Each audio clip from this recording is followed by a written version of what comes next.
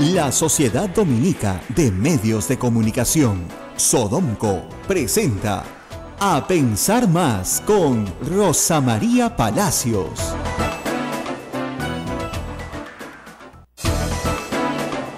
Hola, muy buenos días. Hoy es miércoles 6 de septiembre del año 2017. Rosa María, muy buenos días.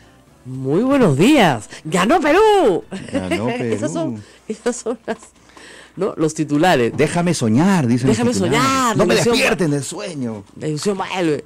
Bueno, yo ayer dije varias cosas sobre las cuales tengo que decir que erré, ¿ya? Y me alegro de haberme equivocado, por cierto. Pero también debo decir que durante la noche y la tarde, sobre todo después del partido, muchas personas me han dado valiosa información que me lleva a pensar que lo que yo tenía era mal los datos, pero no la metodología.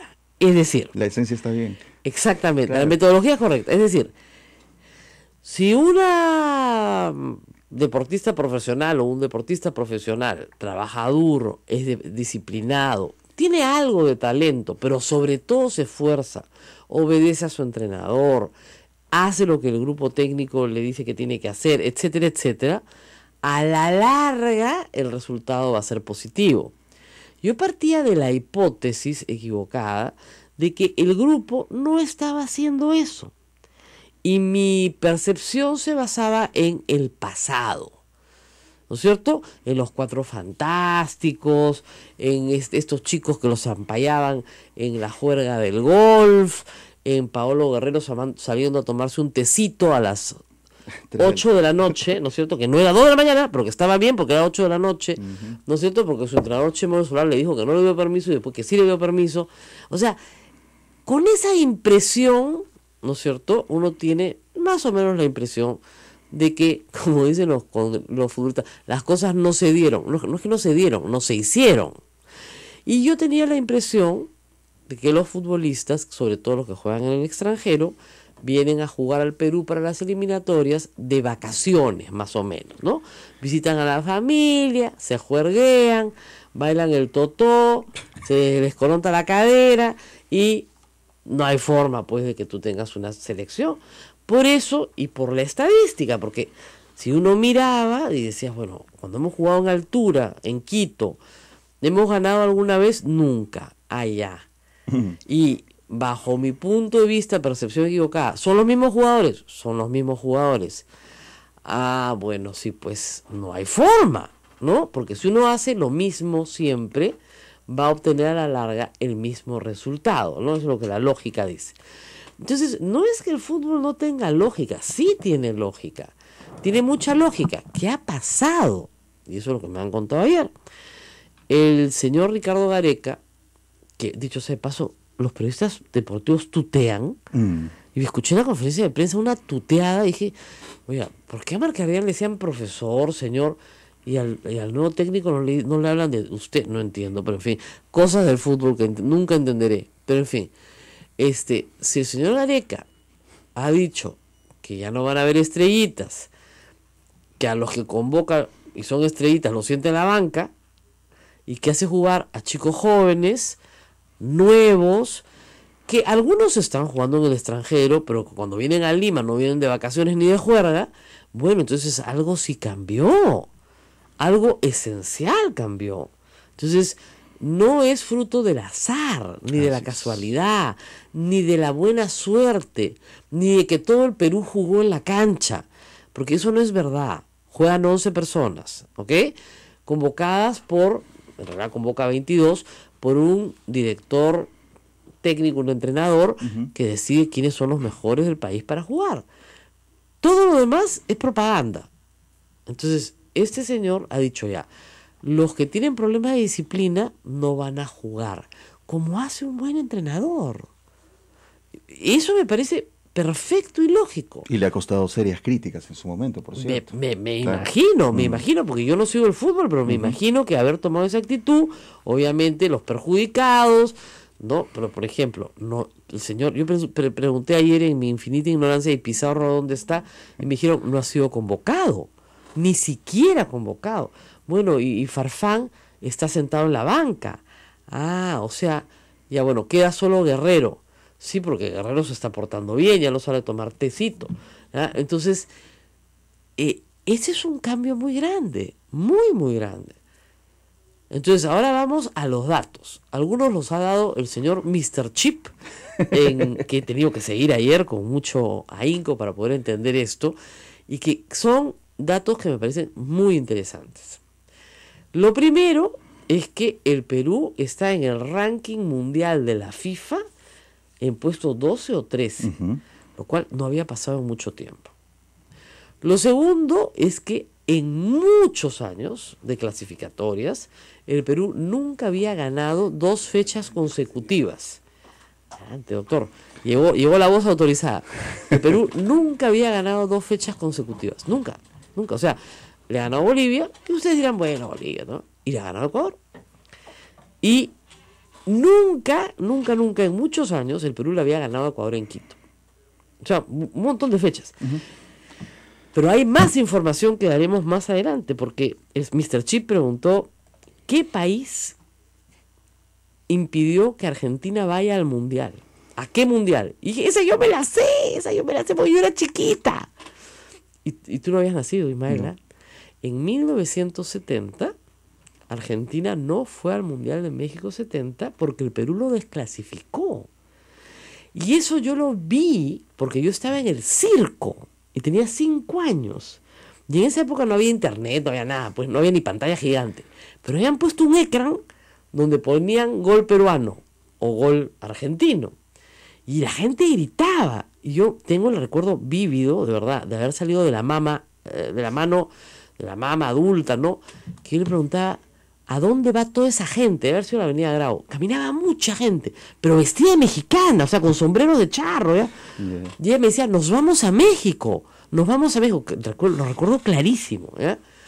Y bueno, ya después les contaré más historias de esas, y nos fuimos a México.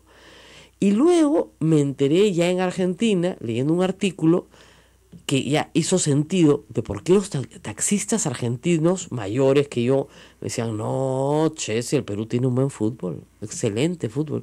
Yo miraba y decía, no señor, somos pésimos. No, tiene un buen fútbol. ¿Qué había pasado? Que había quedado ese trauma nacional en Argentina, de que el Perú había descalificado a Argentina. Entonces en Argentina sí nos tienen mucho respeto, más del que creemos. Entonces el partido que viene contra Argentina, al cual no le está yendo bien. Para nada bien, ayer perdió empató con Venezuela, lo cual pues no lo ubica en una muy buena posición. Claro, entonces, ¿cómo van a salir a jugar con nosotros? Pero con el cuchillo entre los dientes, pues. A diferencia de los ecuatorianos, ¿por qué? Yo no conozco al director técnico del Ecuador, pero si yo fuera él, hubiera visto la lista, hubiera dicho, ¿cuándo nos han ganado? Nunca. Facilito. Estos en altura juegan pésimo. En Quito los masacramos. 3.500 de Quito los masacramos. Entonces, no hay nada más en política, en la vida y en el deporte, más ventajoso que el enemigo te subestime. Y tú calladito nomás. Si el enemigo te subestima, ya ganaste ya. Porque cree que es más que tú. Tienes una ventaja en la patada para sacarle. Entonces yo creo que el Ecuador nos subestimó y ahí Gareca aprovechó. Ese ha sido el triunfo. Pero miren, estoy hablando en serio, ¿eh? Todo lo que les he contado. Vamos a sorprender esta grata charla de fútbol y le agradezco mucho a Mr. Chip por haberme dado todas estas informaciones y a todos ustedes, ¿no es cierto? Y voy a regresar, porque hice una promesa en la República, no acá, la hice en la República ayer, harto ya de que la gente pues solo quiere hablar de fútbol. Yo dije, ya miren, si gana Perú, el programa de mañana solo de fútbol, ¿ya? Los 10 minutos son de fútbol. Bueno, me lo han reclamado, ¿eh? Y lo prometido es deuda. Así que a las 9:30 yo les prometo que solo hablaré de fútbol en televisión. Pero ahora ya está con nosotros aquí Javier Velázquez Quesquén, congresista de la República. Y viene a hablar de la sentencia del Tribunal Constitucional. Y la primera pregunta que tenemos que hacerles es, ¿con cuál de las 2 escopetas ha venido? ¿Con la de Mauricio Mulder o con la de Jorge del Castillo? ¿Tribunal de pacotilla o las sentencias tienen que acatarse? Pero vamos a la pausa. ¿Tenemos que ir a una pausa? Sí, vamos y regresamos con él.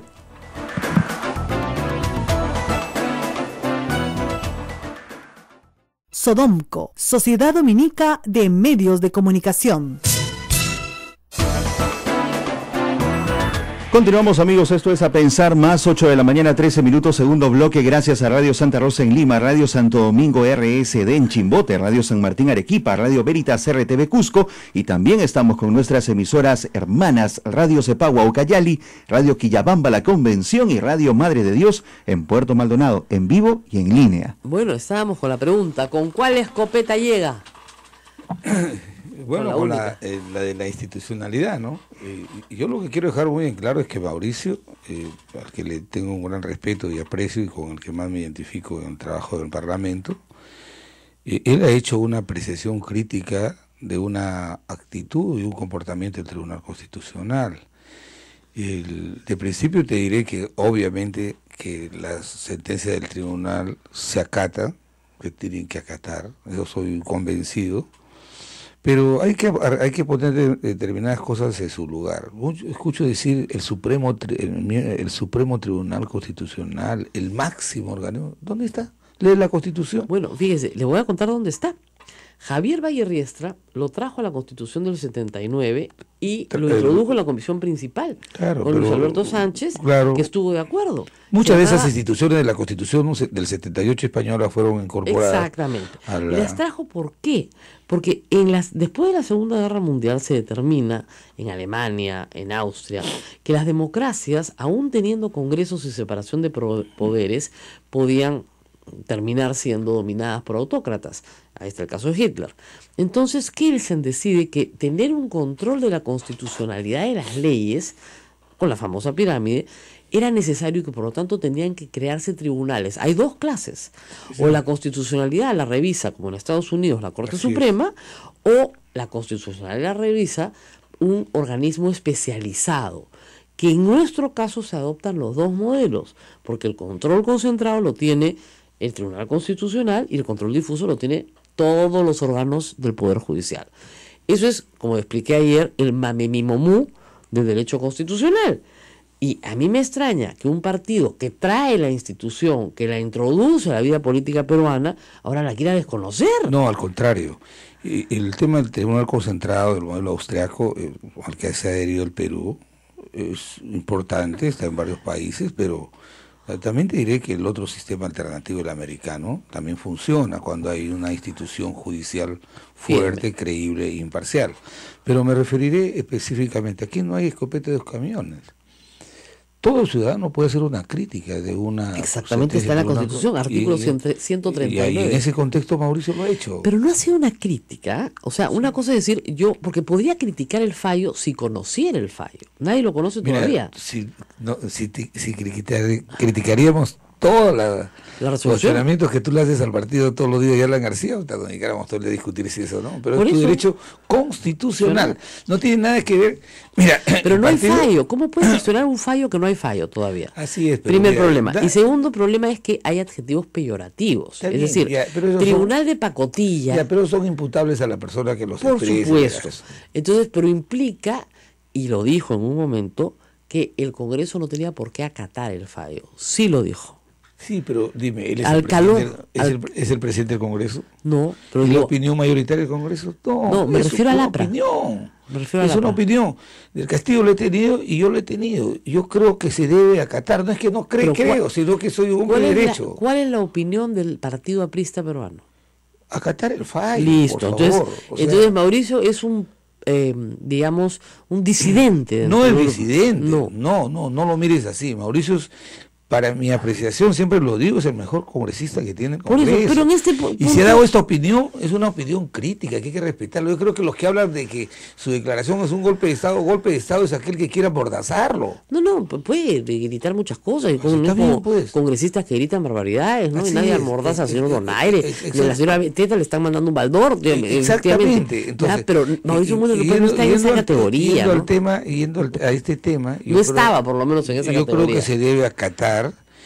Yo creo que hay algunos que ya se frotan las manos, dicen, ya al día siguiente va a formar mi grupo parlamentario. No es así, pues tú sabes que estas acciones de inconstitucionalidad el tribunal actúa como un legislador negativo, o sea, solamente desaprueba la ley, o sea, la deroga, esta surge sus efectos al día siguiente de que se publica, pero de ninguna manera restablece los actos anteriores a la acción de la ley. No. Entonces, el Parlamento lo que tiene que hacer es adecuar la nueva regulación a los estándares que establece el Tribunal Constitucional. Puede hacer otra Eso ley. tenemos que hacer, por supuesto. Y eso es lo que vamos a hacer. Ahora, yo no sé por qué a Lapra le ha molestado tanto si a ustedes nunca se les parten las bancadas. No, si quieres te lo voy a explicar. A ver, ¿por qué? Te lo voy a explicar. Como eso, es problema de los vecinos. No, estás equivocada, Rosa Te María. equivocada. Mira, ve, la democracia representativa ha ido madurando tanto que hoy día la democracia representativa es proporcional. Por supuesto, ya. Entonces, ¿qué pasa? Una institución autónoma como el Parlamento, donde entramos 130 parlamentarios, donde supuestamente, según el criterio de los que han planteado la acción de inconstitucionalidad, todos somos iguales. Todos son iguales. Somos iguales en derechos básicos, nucleares, fundamentales. Pero en la organización del Parlamento, el Parlamento tiene que buscar una medida que permita que haya no solamente una auténtica representación, sino que esta se ha establecido históricamente y que sea proporcional. Tú tienes más parlamentarios, tienes derecho a más comisiones. Tú tienes más parlamentarios. No necesariamente, le explico. Cuando el fujimorismo dominó el Congreso, digamos, técnicamente fue así. Usted estuvo en ese Congreso, del 95 al 2000. Ellos tenían mayoría, ellos no les dieron. Se tomaron todas las comisiones. Se tomaron todas las comisiones. Por eso, pues, pero eso está fuera del marco regular. Pero eso fue lo que hicieron los fujimoristas, ¿ah? Y hace no hace 2000 años, ¿ah? Y yo he participado en ese Congreso. ¡Claro! Y te lo digo, No, o sea, es proporcional porque ustedes han decidido que así lo sea. No, es lo más justo, Rosa Yo María. de acuerdo, pero es una decisión de consenso. ¿Por qué ellos somos 5? ¿Por qué yo puedo tener más comisiones que el fujimorismo que tiene 72 parlamentarios? Porque ellos tienen los votos y usted no. ¿Ah? Ellos tienen los votos. Si los fujimoristas quisieran, no les dan ninguna comisión hoy día. Ni una. Por supuesto que sí, por eso para que veas. No, ni una. No podrían, si quieren, ni una. No estás. En el caso de ustedes no, porque están trabajando con ellos. Es así, ¿ya vieron? No es así. Pues sí están trabajando, pues. El reglamento no dice eso. Están haciendo un pacto de facto. No es así. El reglamento dice que el Parlamento se organiza en su funcionamiento sobre la base de la representación, pero proporcional y plural. Proporcional y plural. Si tú no estableces criterios para organizar tu funcionamiento, entonces eso fuera un caos. Ya te imaginas quién presidiría tal o cual comisión. Entonces, a la democracia representativa del Congreso le hemos aplicado este principio que también se llama proporcional, que es el más justo. Hay una fórmula matemática que no es discrecional, que es la más equitativa y se establece. ¿Cuántos parlamentarios tienes tú? ¿Cuántas comisiones hay? Te tocan tanto. Eso va a variar dependiendo del número de bancadas que tenga usted. Ya, espérate. Entonces, ¿qué pasa?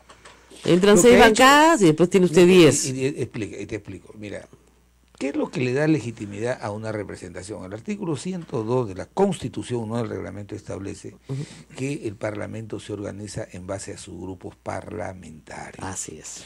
Entonces yo creo que los grupos parlamentarios que están legitimados son aquellos que superan la valla electoral y que tienen una presencia en el Congreso. Muy bien. Y segundo, la gran discusión, y en base al argumento digo, el derecho de estos señores parlamentarios que disienten, que renuncian, que son expulsados, no puede de ninguna manera lesionar el derecho de nosotros, que provenimos de elección popular también. Entonces, ¿qué pasa? Cuando se daba el resultado electoral, el Perú quiso que Fuerza Popular fuera el primero, con 73 parlamentarios, segundo Frente Amplio, tercero Peruanos por el Cambio, cuarto Alianza para el Progreso y quinto el APRA, sexto Acción Popular. Porque si es cierto, sacamos 5 parlamentarios, nosotros hemos sacado más votos preferenciales. Entonces, ¿qué es lo que pasa? ¿Por qué nos afecta? Porque en base a ese principio de proporcionalidad que está en el reglamento, a nosotros nos corresponde formar parte, como Acción Popular, en la Comisión Permanente, en Comisión de Constitución. Si tú comienzas a crear administrativamente más grupos parlamentarios, entonces el APRA ya no va a ser el quinto lugar el que le dio el pueblo, sino el que establece una sentencia No. Déjame terminar la reflexión. No. Pero déjame terminar la reflexión y de ahí me contestas. Sí, matemáticamente Entonces, no. ¿qué pasa? Se crea una bancada de 9, otra de 7, el APRA ya no es el quinto lugar, sino es el séptimo lugar. ¿Y? No pasa. A la hora de aplicar la proporcionalidad, nos sacan de la Comisión Permanente, de la Comisión de Constitución. No puedes, pero no me vas a porfiar, pues yo tengo 25 años. No. Así como, es como si yo me pusiera a discutir de temas de periodismo. Yo sé, Es lo que pero te quiero ustedes decir. hacen algo mucho más No, entretenido. no, Yo los he visto. no. Jalan más gente a su bancada. No. Ah, ¿no? No. Perdón, no es así. el Congreso pasado ustedes eran 4. No. ¿Quién se fue con ustedes? Bruce y Renzo Gallardo. ¿Y ¿Ya? sabes por qué los jalamos? Porque no los éramos necesitaban. para hacer pues. grupo parlamentario. Exacto. para Entonces, hacer- ahí sí. Para hacer, ¿cómo ahí sí? Ahí sí, y ahora no. No puede ser, que habían otras reglas de juego. No son las mismas. No, y ahorita estás equivocada, Rosa María. No, pues, ¿Cuándo es se que- ha hecho la modificación al reglamento? es que- En este Congreso Por parlamentario. eso, pues, y lo que les han dicho que está mal. Pues, por eso te digo, Ya está. en el Congreso anterior las reglas de juego eran otras. Las han cambiado Eran y 6. el Tribunal Constitucional ha dicho, esas reglas no valen. No, Ya no pues. no, Entonces, no, el problema no es que así.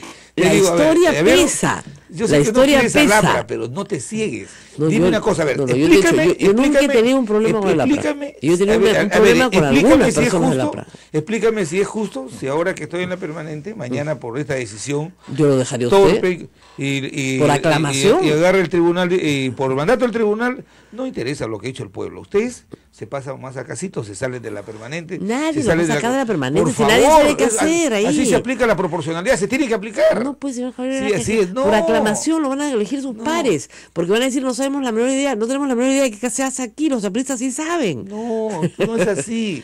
No es nos así. van a sacar de Por eso te ninguna digo, parte. Por eso yo le digo, miren, como han hecho siempre, busquen nuevos amigos, No, que los van a encontrar. no, estamos Sí, sí. contentos. No, nuestros no, amigos no, somos no, porque favoritos. son 5, le falta uno. No, es cierto? no falta uno, ¿por qué? No, si ahora las bancadas se forman con 5. Porque ustedes pidieron eso. No. Entonces, sí. No. Sí lo pidieron ustedes. No, sí, desde sí, el sí. no, mira, Sí. no, Sí. escucha. ¿Ustedes de Acción Popular? Nosotros lo pedimos cuando era 4. Claro, ¿Y pues, sabes claro. por qué? Sí. Porque hay un contrasentido. Sí, el voto popular ha querido que en el APRA, como en el quiero pasado, sean 4, Ajá. supero la valla electoral, tengo representación en el Congreso y administrativamente no me reconocen como grupo APRA, sino tengo que cambiarme el nombre. Normal, pues, ¿no es cierto? No es normal. Así Eso es, irregular, no hay ahí coherencia. estamos de acuerdo.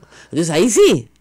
No puede Ahí quiere usted privilegios. No es Ahí- privilegio. Que lo traten como igual. No y es después me dice que el resto no son igual a usted. Mira, yo he querido formar parte de la Comisión de Inteligencia, aplicaron la proporcional, no se alcanzaba. No me voy a poner a gritar en las calles que me corresponde. No me corresponde, pues. No le corresponde. No me corresponde. Bueno, pues para la próxima saquen más votos. Ya, pues. ¿ya vieron? O junten más ya. amigos. Así, Por a tus ejemplo, amigos de izquierda deberías decirle Junten que para más la próxima amigos. se junten, pues, para que superan la valla electoral y luego y bien llegan. el problema es se que arman ellos 5 o 4 bancadas. No, sean te pases. no, 2 nomás. Y No. las 2 son mayoritarias que ustedes. ¿Ya vieron? Pero fíjese, los de A ver, ¿qué Alianza por el pasaría? Progreso. Yo me imagino que son no fuera sus- tu argumento si el fujimorismo estratégicamente se conformaran de 71 en 7 bancadas de 10. Mire, yo creo que si el fujimorismo se parte, ustedes tienen que decidir si se van con Keiko o con Kenji.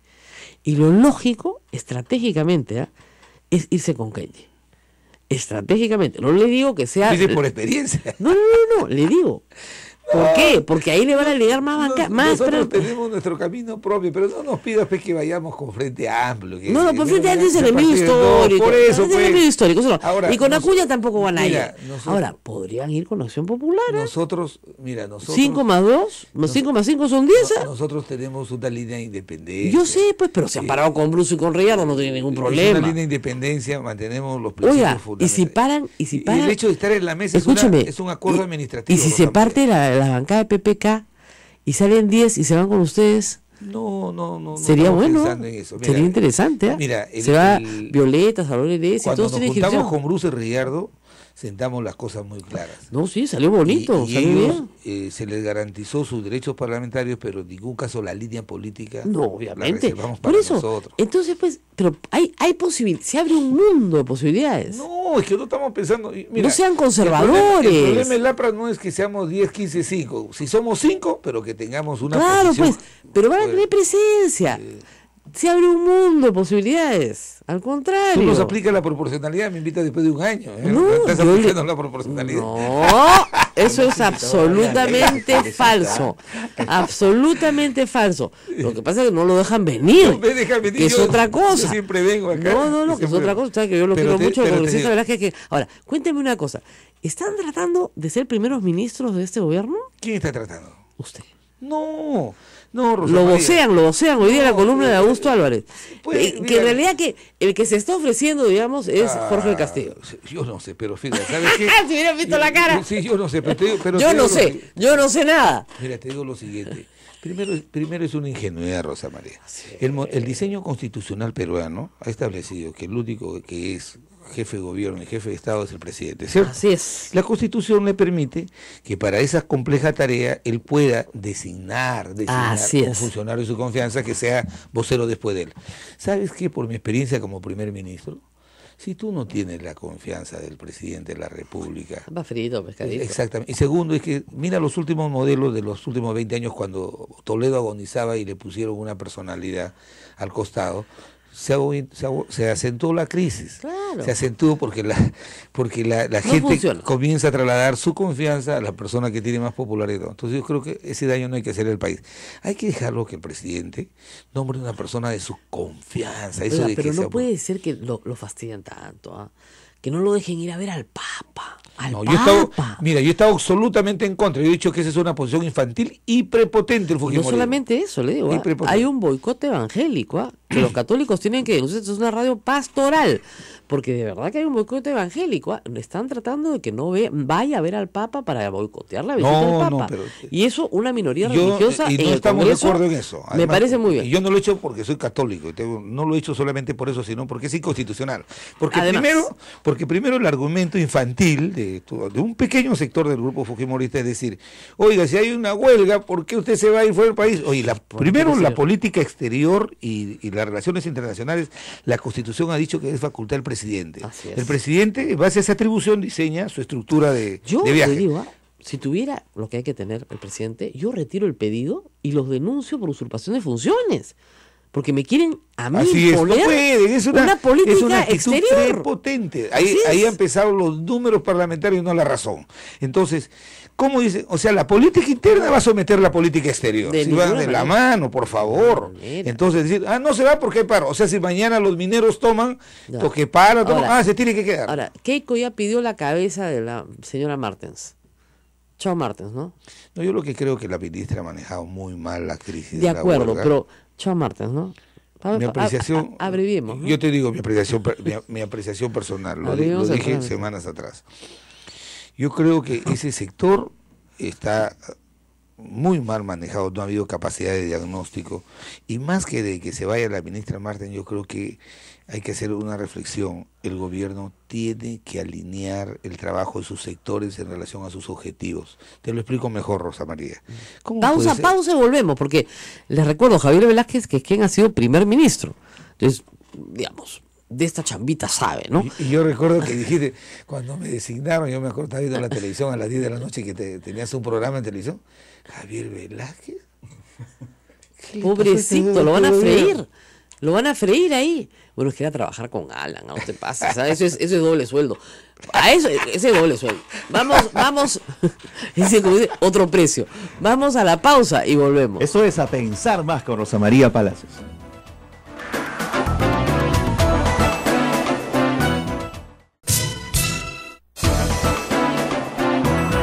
Estamos en línea con todas las emisoras de la Sociedad Dominica de Medios de Comunicación Sodomco a las 8:34. Estamos, Rosa María, en cabina con el congresista Javier Velázquez Quesquén. Adelante. Bueno, acá estamos rajando todo el mundo, pero en la pausa.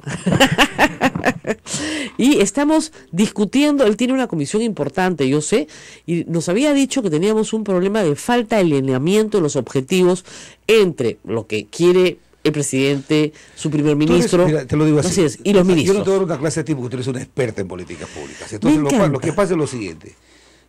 Todo gobierno tiene objetivos, ¿cierto? ¿Ah? Objetivos. Lo que fuera. Muy concretos, Así concretos. Ya. Entonces, ¿qué pasa? Hay mucho desorden. Primero que hay que alinear los objetivos de los sectores. ¿Cómo es posible que a 48 horas de iniciar un diálogo para resolver la huelga magisterial el ministro del Interior le meta un cilindro de combustible? Entonces ahí hay un desorden. lo que el primer ministro diga, yo coordino con 10 miembros de mi bancada, no con 7, otro desorden, eso se llama debilidad, confusión. Exactamente. El ciudadano, el peruano, cuando lo primero que le reconoce a una persona que es elegida es su autoridad. ¿Cierto? Entonces, y la debilidad se vuelve pesa a la cuadra. Eso confunde. Eso estamos de acuerdo. Entonces, lo primero que hubiéramos hecho un buen equipo. Lo primero que hay que hacer es ordenar los objetivos. ¿Qué es prioritario? Reactivar la economía. ¿Cómo queremos reactivarla?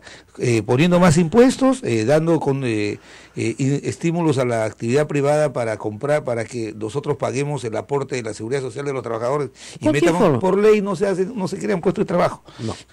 Otros creemos que debe ser estimulando la demanda interna. Tú estimulas la demanda interna, jalas al privado y comienza, ¿no? Entonces, pero ese tipo de objetivos, entonces, en base a eso ordenas tus sectores, los ordenas. Ahora, el ministro Zavala es un buen ministro de Economía. Sí, excelente. Porque además es una excelente persona y profesional. Claro, digamos, va en camino de santidad, pero usted sabe que en la política no se puede ir por ese camino porque simple y llanamente de vez en cuando hay que confrontar, y nuestro primer ministro no confronta. Usted ha sido primer ministro, pero además creo usted confronta. Creo, Rosa María, que usted confrontaba. No es lo mismo en un Perú del 2017 que tiene otro tipo de estructura, otro tipo de institucionalidad, de desafíos, manejar dos carteras, una política y otra económica es brutal. Eso se podía en el 80 con Manuel Ulloa, ministro de Economía previamente, era un país chiquito. El último que lo hizo fue Joy Guay, y le fue pésimo. Pero ya estábamos en otro contexto de un gobierno autocrático, pero me refiero a eso.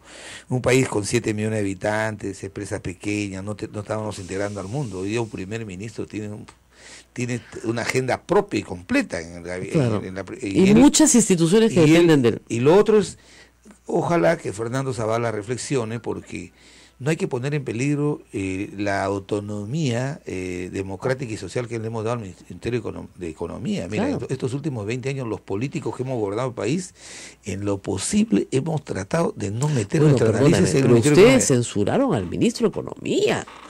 O sea, nunca. No lo hemos censurado, no le dimos confianza. No es lo mismo, pues. No es lo mismo.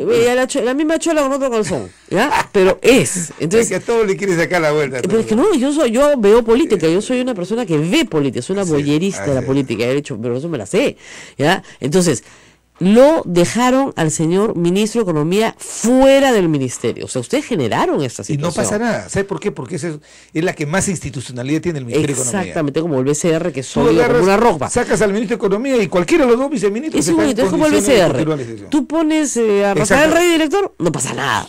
¿Ya? Porque ahí está Velarde, ¿no? Claro, porque, disculpe, ¿no? Pero ha mandado a cierta parte a la ONU por Twitter. Entonces todo el mundo comenzó a preocuparse de la salud mental del director del BCR. Pero no pasa nada, porque es sólido. Así es. Ok, son instituciones sólidas que debajo tienen una tecnocracia sólida. Así pero es. Además es un sector que Zavala ya ha manejado, que conoce de arriba abajo. Lo ha hecho bien. Y lo ha hecho bien. Podría quedarse como ministro de Economía sin ningún problema.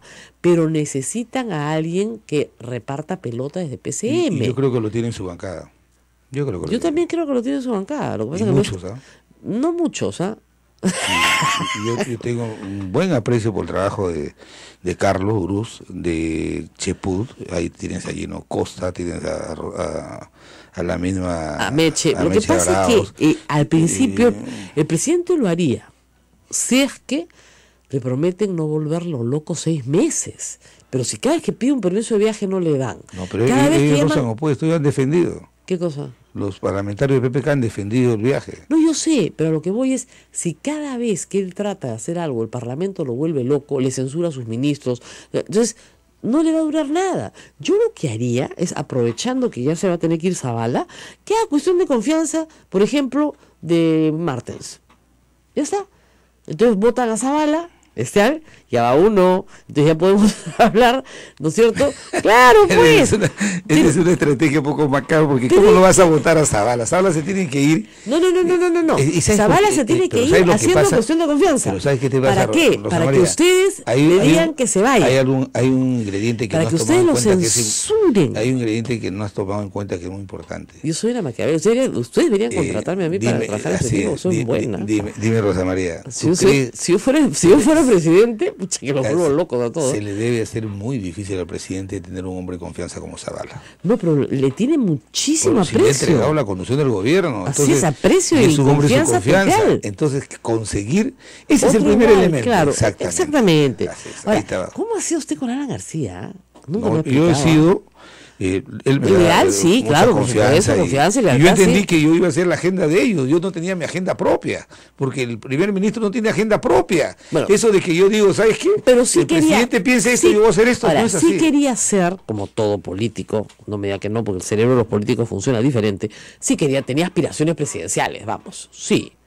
No tanto eso, sino que Quería lucirse un poquito, pues, para que lo vea el Perú, ¿no? lo que pasa Permite es que, un lucimiento. Lo que pasa es que cuando hay desafíos en el partido, uno tiene que asumirlo, no solamente los buenos momentos, sino los malos No, por momentos. supuesto. Yo sabía que se venía eso, pero había que asumirlo. Claro. Además, Lo hubiera hecho bien. además, hubiéramos hecho una campaña de presencia del partido, pero bueno, algunos compañeros en Lima no quisieron. Así como dicen en el fútbol, no se dieron las cosas. se dieron. Mentira, no se hicieron, que es diferente. Así es, exacto. No se hicieron las cosas. Exactamente.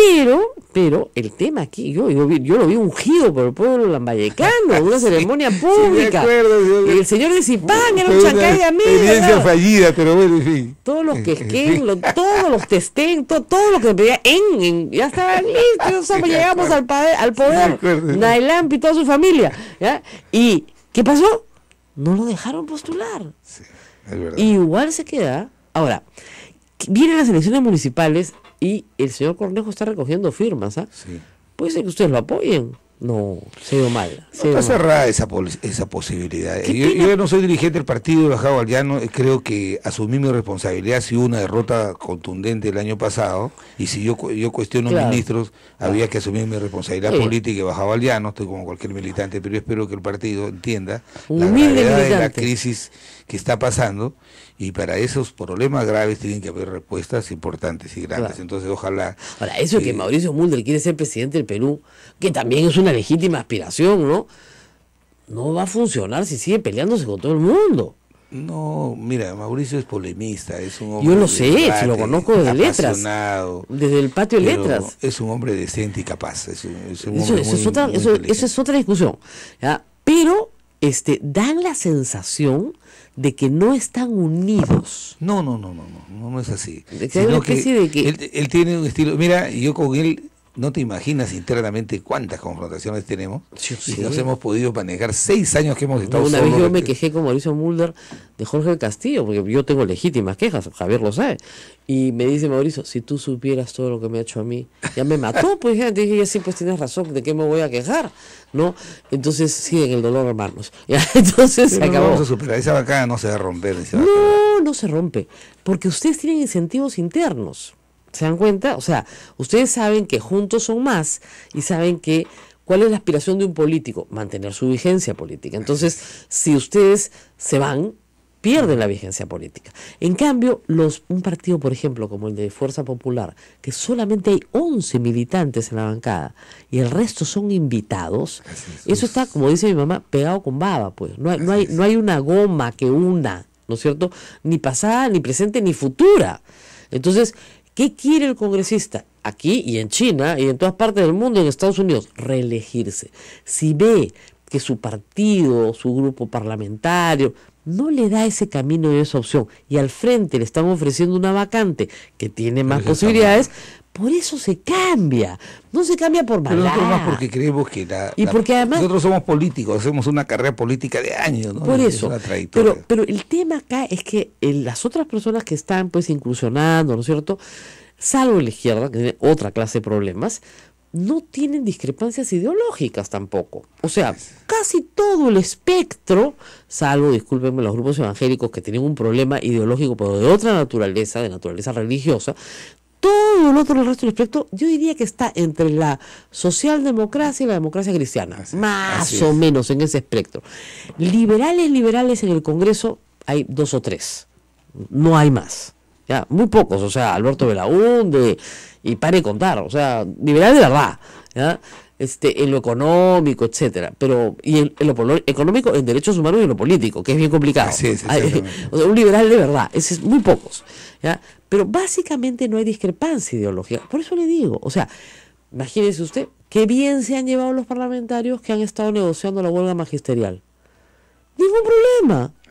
Como grupo, porque salvo con Quintanilla, tal vez hay alguna discrepancia, pero más bien un facilitador, ¿no? Para identificar a los grupos y tal vez, pues, no sé, Acción Popular muy joven, está aprendiendo, pero el resto se entendía perfectamente. O sea, Villanueva ha sido primer ministro, el Castillo ha sido primer ministro, se entendieron que entonces Ceballos tiene mucha experiencia política regional, es alcalde, ha sido gobernador, o sea, hay pasacara.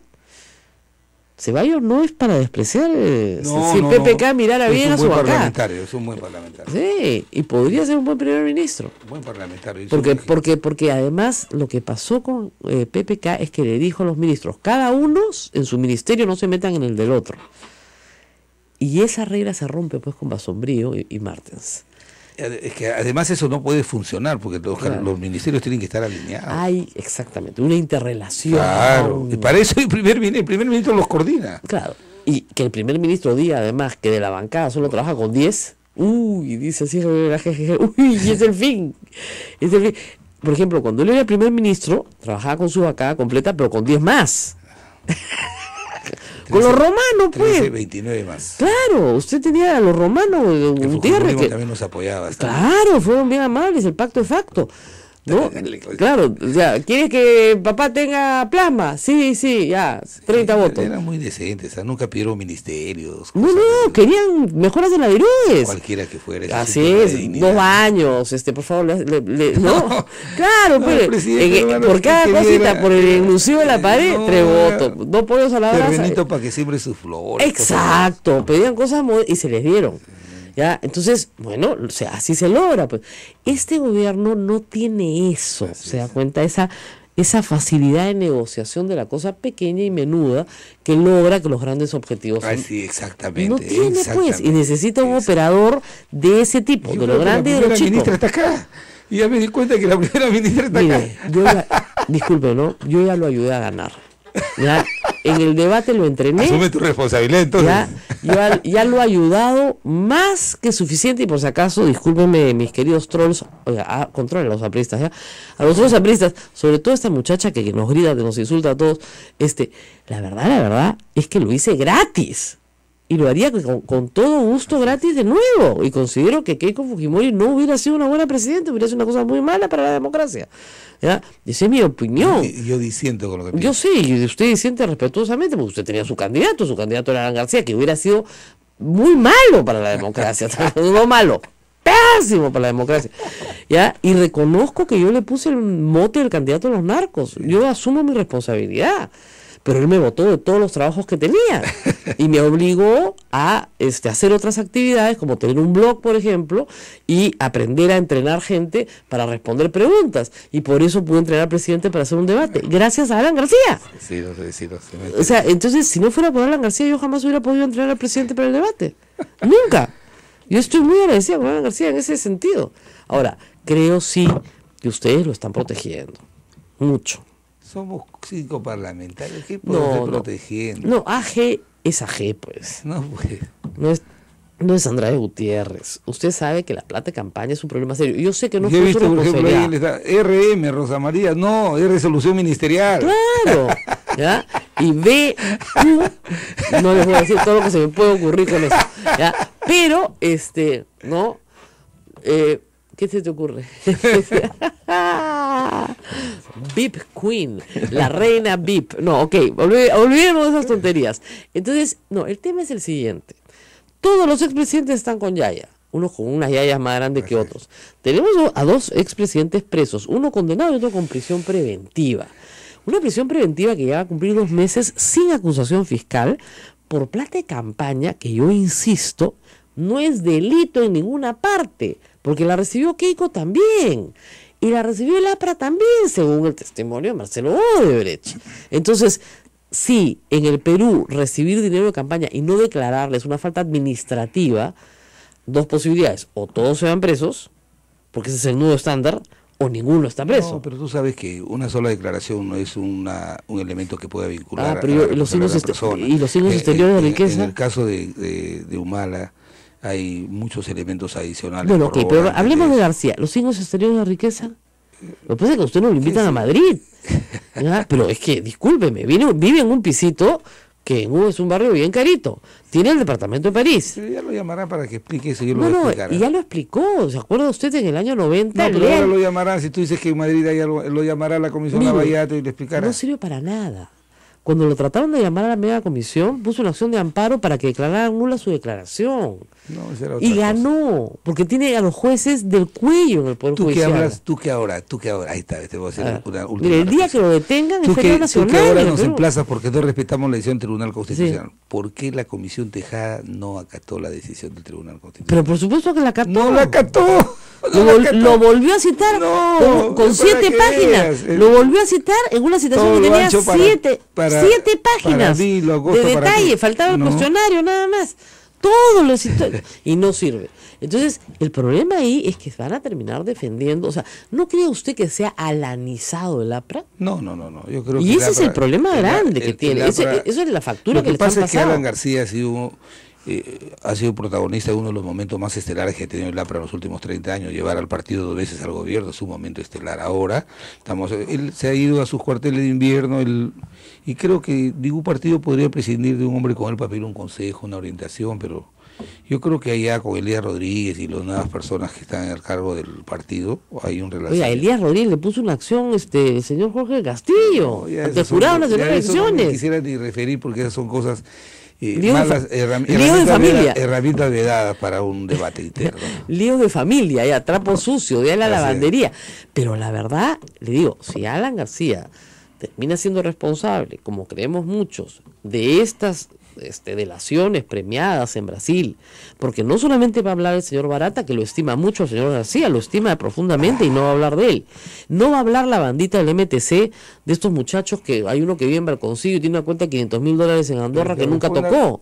Que responde el ministro que los contrató. Por eso, pues, que es Cornejo. Pero ¿usted cree que el ministro que los contrató y que ordenó a Odebrecht negociar con el ministro de Comunicaciones y con no el de Transportes, que es raro, no recibió las órdenes del presidente? No, usted me ha dicho que estaban todos alineados, que todo se coordinaba, que los objetivos eran comunes. Entonces... los objetivos generales del gobierno, pero yo era primer ministro y yo no podía estar diciéndole al ministro de Transportes, al señor Cornejo, que me pidiera permiso para hacer una carretera. No, pero el metro 2 de Lima sí, pues.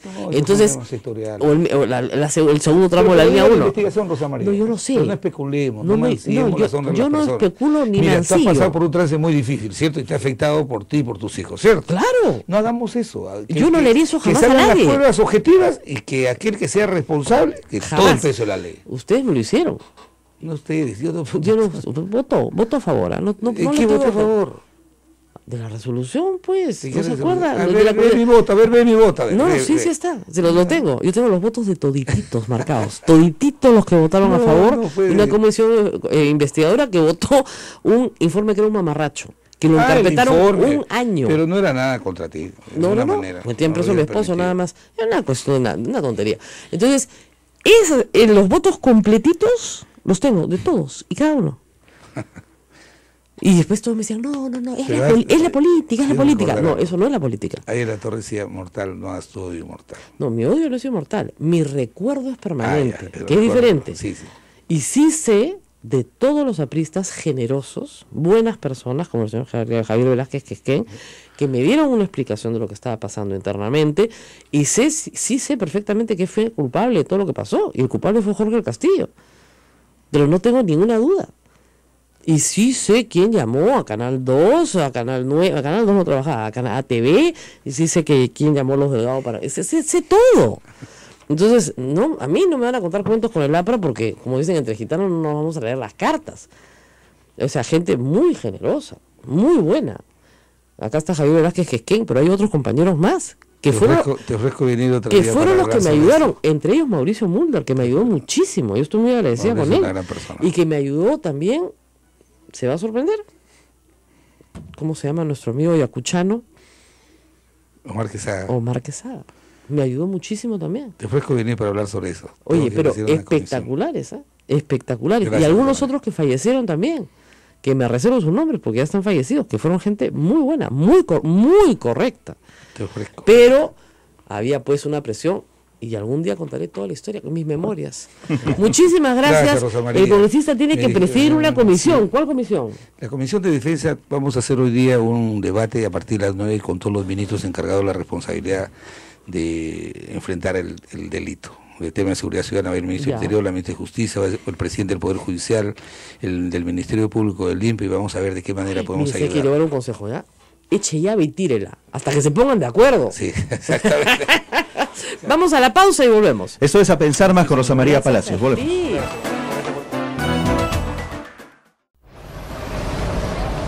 Para Colombia, la visita del Papa Francisco, recordemos, estará en Bogotá, luego Francisco a Colombia, Rosa María. Sí, efectivamente, el Papa Francisco visita Colombia por 4 días y estamos en comunicación con Ángela Calderón, que es la jefa de prensa, nada menos que de la visita del Papa, y creo que de la experiencia de Colombia en estos días, pues el Perú tiene que sacar lecciones importantes para la visita de enero del próximo año. Señora Ángela, muy buenos días. Rosa María, muy buenos días, y pues de verdad complacido de estar con ustedes y de verdad que es un gusto poder decir hoy llega Francisco a Colombia sobre las 4:30 de la tarde, si nuestro huracán lo permite, porque están diciendo que hay un pequeño retraso de 40 minutos. Pero bueno, esperemos que el problema climatológico se resuelva para bien. Y cuéntanos por favor a los peruanos, ¿cuál es el programa de la visita del Papa en estos 4 días? ¿Qué es lo que se ha preparado? Bueno, pues hoy llega, si todos bien, sobre las 4:30 al aeropuerto militar de Catán. Es recibido por el presidente de la República, por la primera dama, le tienen unos honores militares, porque acuérdate que él llega como jefe de Estado a Colombia, y de ahí aborda el Papa Móvil y sale por toda la 26 para recibir todo el cariño y todo el amor de todos los bogotanos sobre la 26, y llega a la Nunciatura, donde duerme. El Santo Padre duerme todas las noches en Bogotá, y en la Nunciatura todas las noches tiene programada un acto especial, unos actos muy cortos, pero son actos de corazón.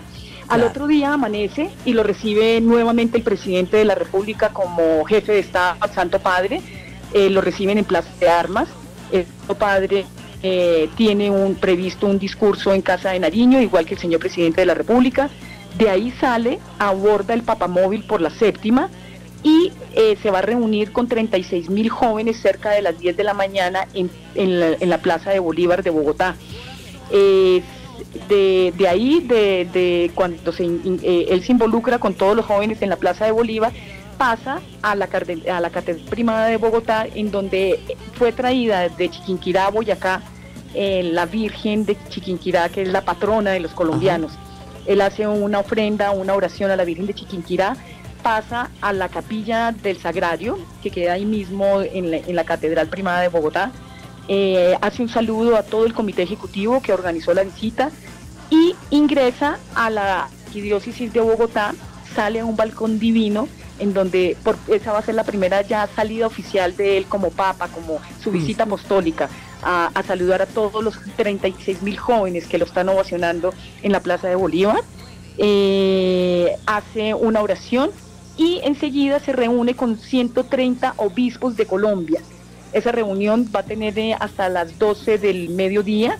De ahí él aborda el Papamóvil y sale por toda la 7ª, llega hasta la 42 y llega a la Nunciatura a descansar. Descansa, almuerza y se reúne inmediatamente sobre las 3:30 de la tarde con los obispos del CELAN. Esa reunión dura hasta las 4 de la tarde, él aborda su carro cerrado y llega enseguida para reunirse con los 2 millones de personas que van a estar en el Parque Simón Bolívar esperándolo para su Santa Misa, Santa Misa que va a durar 1:30, y de ahí él regresa a la Nunciatura. Bogotá tiene un eslogan o un día especial de la visita, que es vida. Entonces en la Nunciatura todas las personas lo van a estar ahí esperando, unos actos de fe que van a haber, unos folclóricos, recibimientos todos muy típicos de nuestra ciudad, y descansa. Al otro día amanece, se va para Villavicencio, aterriza en la base militar de Apiay. Eso viene siendo sobre las 9 de la mañana, aborda el carro cerrado para encontrarse en un punto para llegar al Papa Móvil y encontrarse también en Catama, que es donde lo va a recibir 1 millón de personas, en Catama, en Villavicencio. En Villavicencio, enseguida él descansará y sobre las 3:30 de la tarde, valga la anotación que en Villavicencio va a ser el acto también especial de la beatificación de nuestros 2 santos, ¿no? Que esa es la gran sorpresa que nos trae Francisco de la beatificación de los 2 santos. ¿Cuáles son estos santos? Dime, señora. ¿Cuáles son estos santos? Me coge ahorita fuera de base, no me acuerdo los nombres. Pero bueno, no se preocupe, para mañana lo vamos a tener de todas maneras. Bueno, y luego de esta reunión con 1 millón de personas y la beatificación, me imagino que descansará. Perdóname que no te escuché bien. Que luego de esta reunión masiva de 1 millón de personas ya viene otro descanso. Sí, claro, después de las santas misas, él siempre descansa al mediodía, además pues tú sabes que las jornadas son durísimas, el Santo Padre es una persona de 81 años, a pesar de que el Santo Padre Francisco está divinamente, está muy bien, pero pues son jornadas muy largas que cualquier persona se puede cansar. Entonces, enseguida de la misa de Catama, viene a las 3:30 de la tarde, después de su almuerzo le van a dar mamona, carne a la llanera, que es un plato típico de nuestro país en el llano, una carne deliciosa que estamos seguros que le va a encantar a Francisco. A las 3:30 de la tarde viene el encuentro de reconciliación, que va a ser un encuentro bien significativo para nosotros. Ustedes saben que nosotros estamos en un momento de cambio, en un momento de reconciliación, en un momento de paz. Entonces ese evento es de reconciliación, así fue llamado. Y saliendo de ese gran evento de reconciliación, sobre las 5 de la tarde, él se reúne en el Parque Fundadores para darle una bendición a la cruz de la reconciliación, que va a estar ubicada en el Parque Fundadores, y va a sembrar un árbol con el señor presidente de la República. Se devuelve a Bogotá sobre las 5:30 de la tarde, llega nuevamente a la base militar de Catam en Bogotá para hacer ingreso a la nunciatura nuevamente a descansar y al evento que le tiene el señor nuncio Hétero Ballesteros en la nunciatura. Descansa y al otro día amanece y se va para, eso ya estamos hablando de Medellín, que es el sábado 9 de septiembre. Sale del aeropuerto de Catam, llega a la base militar de Cacom, en el aeropuerto de Río Negro, en Medellín. Ahí lo recoge un helicóptero que lo baja al aeropuerto de Olaya, donde lo están esperando cerca de 1,5 millones de personas que lo van a acompañar en la misa. Todos los paisas están felices de recibir a Francisco en Colombia y lo van a acompañar cerca de 1,5 millones de personas. De ahí sale a descansar al mediodía al seminario conciliar hasta las 3 de la tarde, 3:30 de la tarde, que se reúne en un hogar San José, que es una obra divina de la iglesia, que son niñas víctimas del conflicto. Va a estar con ellas cerca de 1 hora. De ahí sale en Papa Móvil para la Macarena, en donde se va a reunir con todos los curas y monjas de Antioquia. Antioquia es el departamento de nosotros que tiene más vocación en todo el país. Entonces es importantísimo que lo sepan ustedes. Y él sale de ahí, sale nuevamente para Olaya, sale para Río Negro, sale nuevamente para la base militar de Catam, llega a Bogotá a la nunciatura a descansar. Y el último día, domingo 10 de septiembre, sale de Bogotá rumbo a Cartagena, llega al aeropuerto Rafael Núñez de Cartagena, de ahí coge el Papa Móvil y llega al barrio San Francisco, en donde va a tener un evento especial. Él va a ubicar la primera piedra para un tema de casas que hay en Cartagena. De ahí aborda el Papa Móvil y se acerca a la Catedral de San Pedro Claver. La catedral lo recibe para él oficiar su tradicional Ángelus que hace siempre en Roma, en el Vaticano, a las 12 del día, oficia su Ángelus, sale a descansar a la casa del arzobispo de Cartagena y de ahí nos vamos para descansa y se va para Contencar, y de Contencar oficia la misa, en donde lo están esperando cerca de 750,000 personas. Termina su misa sobre las 6:30 de la tarde, se va para el aeropuerto, en donde el señor presidente de la República, Juan Manuel Santos, y la primera dama lo recibirán para despedirlo amablemente de Colombia.